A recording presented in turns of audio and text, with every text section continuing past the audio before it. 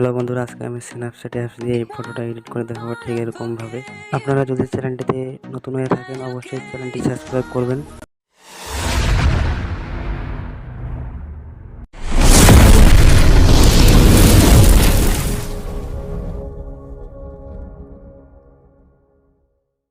সবার প্রথমে স্ন্যাপচ্যাট অ্যাপসটি ওপেন করে নেবেন। তারপর যেই ফটোটি আপনি এডিট করবেন সেই ফটোটা এইভাবে নিয়ে নেবেন। আমি যেভাবে এডিট করব আপনারা ঠিক ওইভাবে স্টেপ বাই স্টেপ ফলো করবেন, তা নাহলে আপনারা ফটো এডিট করতে পারবেন না। আমি ঠিক যেইভাবে এডিট করব আপনারাও ঠিক ওইভাবে এডিট করবেন, তাহলে আপনাদের ফটো অবশ্যই ভালো করে এডিট করতে পারবেন।